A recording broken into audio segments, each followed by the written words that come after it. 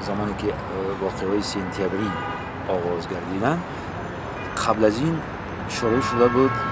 گفتم ممکن که یک نوع محاصره اطلاعاتی برای ژورنالیستان و همچنین زمانی اوج حادثه ها ما با یک حالت گرفتار شدیم که اصلا مردم و خود خبرنگاران هم نمیدونستند که از کجا معلومات پیدا بکنند و متاسفانه منبع‌های رسمی از گفتن اخبار یا سرکشی میکردن یا تنها پس از پخش اظهارات رسمی آن از طریق تلویزیون اکتفا میکردند و خلاص. بنابراین گفتم ممکن است که یک واکوم اطلاعاتی در تویستان با وجود آمده بود که باعث پیدایش شایعات و گمان و فرضیه های گوناگون گردید و این باعث گردید که در جامعه یک نوع راه افتادگی، یک نوع ناباوری، یک نوع سر و صداهای بر زیاد پیدا شد. از همین نقطه نظر ما سازمان های ژورنالیستی تویستان از جمله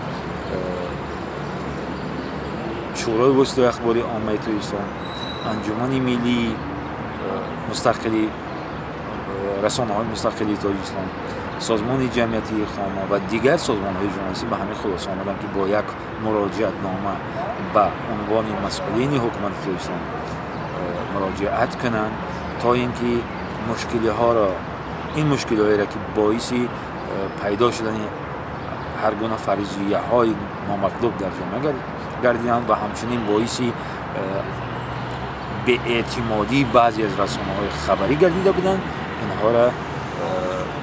برطرف شد بود. البته وابسته به این حادثه و با در نظر داشتن آن که در این منطقه رامید جنگ رفته ایستاده است،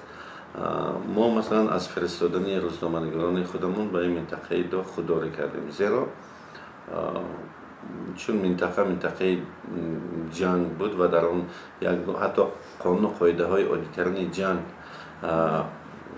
را طلب کرده نمیشد که رعایت شود. برای همین ما به خاطر امنیت آنها از فرستادن آنها خودداری کردیم و در همین برابر جانب دیگر هم، جانبی که مثلا نظرزاده گویا بود، در مقایسه با حادثه هایی که در سالهای پیش صورت گرفتند، مثلا یگان گونه معلومات پیشنهاد کردن نمی توانستند، یعنی آنها نمایندگی نداشتند در بیرون از رامید. هرچی که بود مثلا در رامید بود و بغیر از یک نامه‌ای که گویا از نام نظرزاده نوشته شده است دیگر یگان معلومات نبود. در این حالت ژورنالیستان هم نمی توانستند و منطقه درگیر وارد شوند و روند از حاجی حلیم پرسیدند که برای چی این کار را کرد. در پخش اطلاعات وابسته به بخش خبر وابسته به همین قضیه، مثلا تا جای سر وقت پخش، تا جای مثلا از آن که سر وقت پخش نمی‌کردن، همین فضا رو به دست رسانه‌های روسی داد. بعد بیشتر اگر شما نگاه کنید در دوام همین قضیه بیشتر رسانه‌های روسی پیشتاز بودن و آنها از منابع خودشان در مقامات داخلی تاجیکستان خبر پخش می‌کردن، از جمله اینترفکس و خبرگزاری تاس